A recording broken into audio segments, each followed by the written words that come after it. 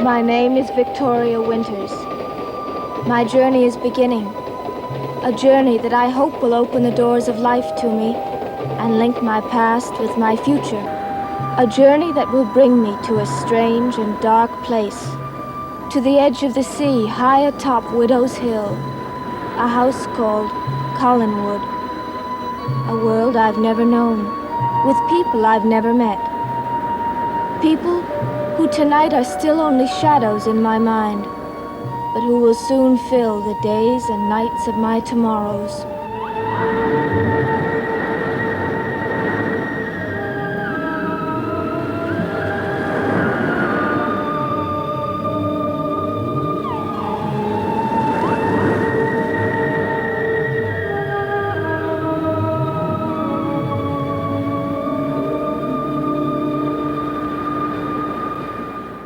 The story of Dark Shadows begins in the summer of 1966 with the arrival of Victoria Winters in Collinsport, Maine, a small fishing village.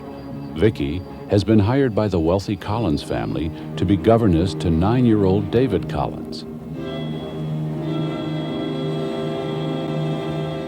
The mistress of Collinwood, Elizabeth Collins Stoddard, has not left the estate since the disappearance of her husband, Paul Stoddard, 18 years ago.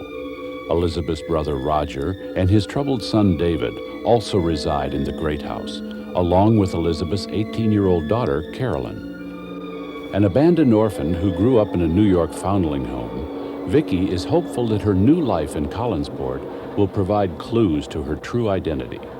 As she arrives in town, Vicky meets a mysterious man named Burke Devlin. Excuse me. I wonder if you'd know if they have any taxis here. I wouldn't know what they have here. Not anymore. Well, how do they expect anyone to get to town? The broomsticks and unicorn. And chauffeured cars. Can I give you a lift? I can take you to the hotel. You'll get a taxi there. That's very kind of you, Mr. Devlin. Burke Devlin.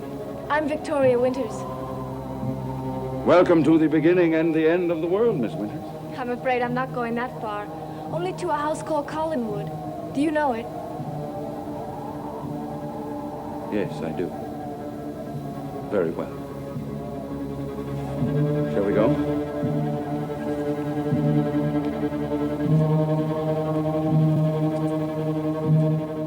Advising Vicky to stay away from Collinwood, Burke suggests she return to New York immediately. Collinsport Inn waitress Maggie Evans also warns Vicky to avoid the Collins family. Move in there. But take a good look in that mirror right now. Because in 2 months, that pretty hair of yours is going to be one glorious shade of gray. You make it sound like some old English novel with rattling chains, ghosts in the corridors. You think that's wrong? I could tell you things about that house that would rock you from here all the way back to the railroad station. I'd rather not hear them. Okay. There's one born every minute. Vicky is determined to continue her journey, unaware of the infinite mysteries that lie ahead.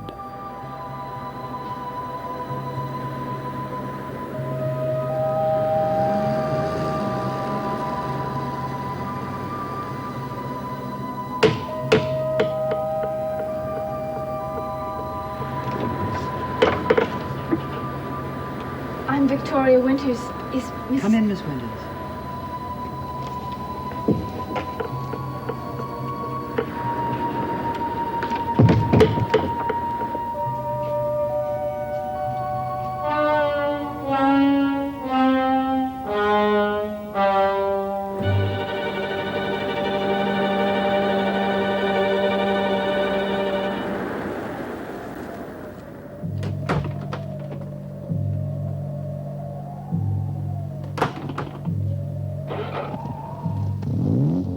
The disturbed young David Collins, resentful of his father's plans to send him away, attempts to kill Roger by sabotaging his car.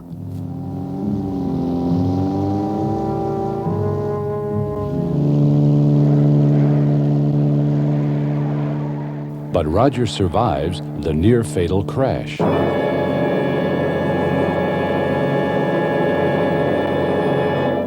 After learning that Collinwood's caretaker, Matthew Morgan, has killed Bill Malloy, manager of the Collins fishing fleet, Vicky is kidnapped by Matthew and held captive in a secret room in the abandoned old house on the estate. But the ghost of Josette Collins protects Vicky from harm.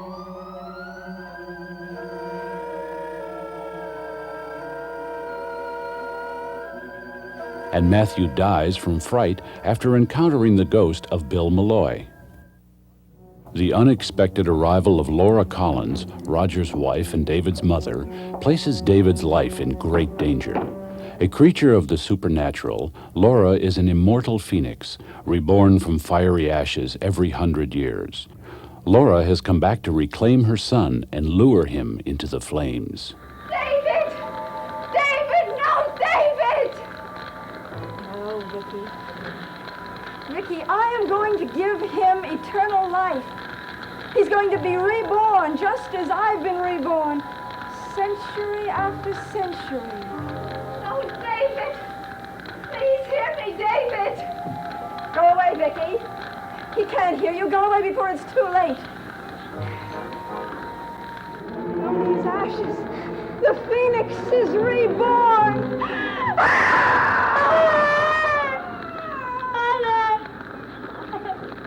After months of investigation, Burke obtains proof from Sam Evans that Roger was responsible for the automobile accident which sent Burke to prison. Sam, refresh his memory. You were driving. The car was weaving all over the road. Okay, Sam. Now, Roger, you were driving the car. You hit the man. You killed him. Say it. Roger, please. I didn't know what I was doing. Say it! I was driving.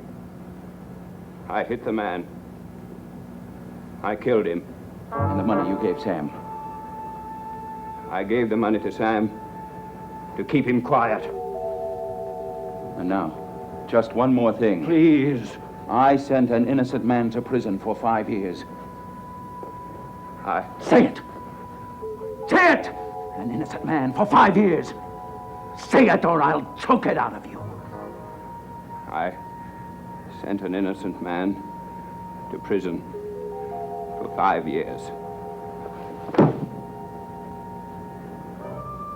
At last. Now it's over. I thought I wanted to see you rot in prison. But people like you rot wherever they are.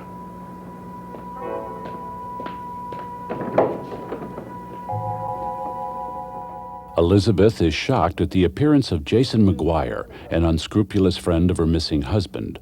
Jason forces Elizabeth to allow him to stay at Collinwood and blackmails her to remain silent about the mysterious circumstances surrounding her husband's disappearance. I want you out of here, away from Collinwood, out of Collinsport before morning. I'm afraid that's impossible. Oh, no, it isn't. It's not necessary for you to be here. Oh, it's not necessary for me. But it is for you.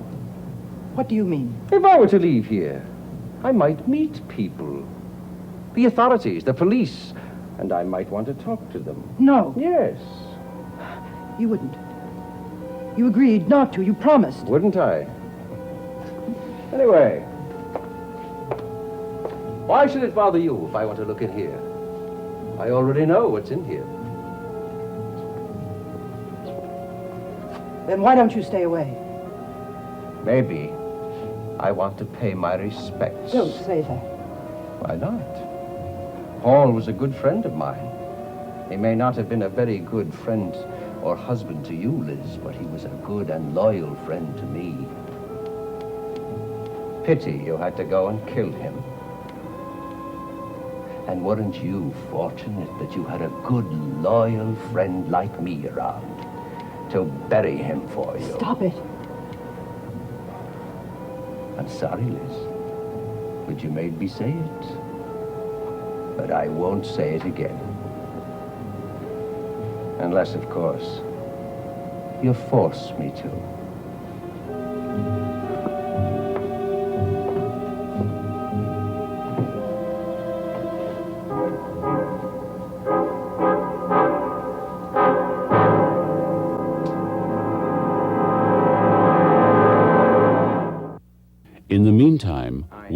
Christmas, a drifter friend of Jason's arrives in Collinsport and stirs up his own trouble.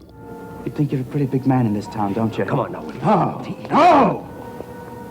No, I get a kick out of these guys who act like they're so clean. When all the time they're trying to cover up their dirt. There's the door. If you're smart, you'll walk out of it. If you're not, you'll be carried out. Attaboy. Now you're talking like a real ex-con.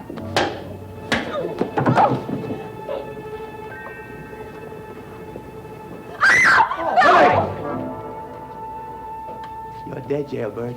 Cool it, Bob. I'll handle this punk.